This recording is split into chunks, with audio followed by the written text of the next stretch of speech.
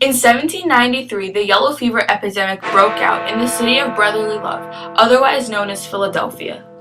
Yellow fever was a contagious viral disease that first started in the Caribbean islands and was brought to Philadelphia by refugees who fled the islands. Around 100 people were dying each day.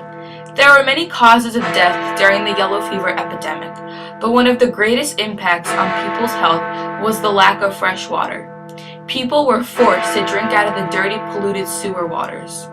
Yellow fever broke out annually during the summer months, which made people think twice about their health. Many residents of Philadelphia demanded that something be done about the water situation. That was when the Watering Committee was formed.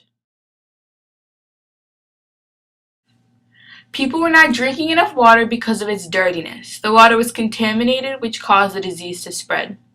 The Watering Committee was there to help bring clean water into the city and watch over the construction of the waterworks. 1793 saw numerous initiatives to safeguard the city's water supply.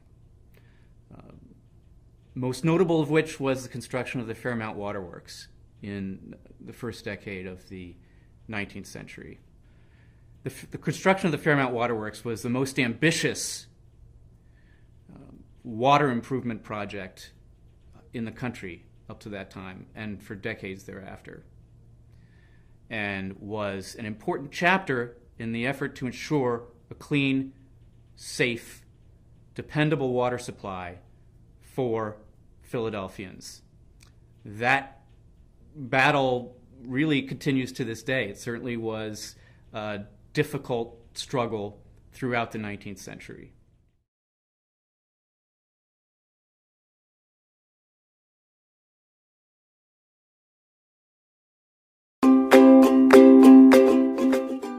The goal of the waterworks was to help find a bigger and better way to distribute water throughout the city. That was when Benjamin Latrobe was called in to help design the soon-to-be savior of Philadelphia.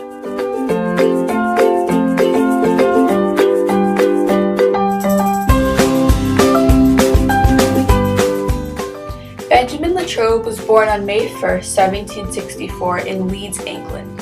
He started out his career as an apprentice for engineer John Smeaton. His first projects included designing the Eddystone Lighthouse, building the Bank of Pennsylvania, which was his first architectural project inspired off of Greek architecture, and lastly the waterworks that were also built off of Greek architecture. Latrobe died from yellow fever in 1820. December of 1798 was when Latrobe proposed his idea to the Watering Committee. The Watering Committee then adopted his idea on March 2nd, 1799. Latrobe's idea was based on the steam engines he had seen in Europe when he was in London and Versailles, but he wanted to make his better. The first waterworks were located in Center Square, Philadelphia, currently known as City Hall. Located under the waterworks, there was a basin on Chestnut Street where water was lifted by steam pumps. Then that water was brought by a canal and tunnel along Chestnut Street to Broad Street. From Broad Street, water pumped through wooden pipes to the building in Center Square and throughout the city. Philadelphia was the first major city to consider water delivery as a municipal responsibility.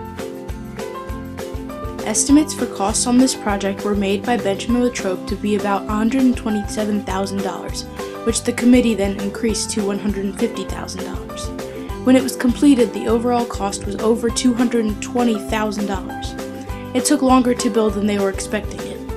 Latrobe was under a contract that stated that he had to have this completed by October in 1799, but it was not completed and running until 1801. Although it may seem as if Latrobe was responsible for everything having to do with the waterworks, he did have some help along the way. Frederick Graff was one of the many people that helped Latrobe build and design the waterworks. He, quote, created for the waterworks a new technology for control of the movement and delivery of water. The Philadelphia Waterworks was, quote, the brainchild of Frederick Graff, who had worked under Benjamin Latrobe on the Center Square Waterworks and became superintendent of that facility in 1805. Latrobe's friend Nicholas I. Roosevelt was hired, quote, to build the steam engines which were to be capable of supplying 1 million gallons of water a day. Later on, quote, a contract was made with Nicholas I. Roosevelt of New York to build the steam engines. Philadelphia Waterworks benefited the people by providing clean water and giving them a chance to rebuild their city to make it a better place. As time went on, more and more cities began building their own variations of the waterworks, getting most or all of their ideas from Latrobe's famous waterworks design. One of those cities was Boston, Massachusetts.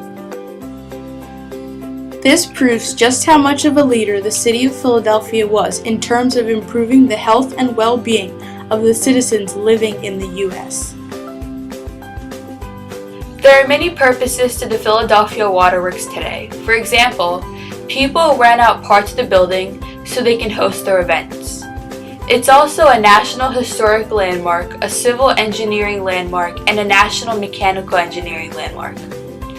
Now, it also holds laboratories for water-based research, and it's a learning center to inform people about water resources and the uses of land and water. Thanks for watching! We hope you enjoyed learning just a little bit more about Philadelphia's history.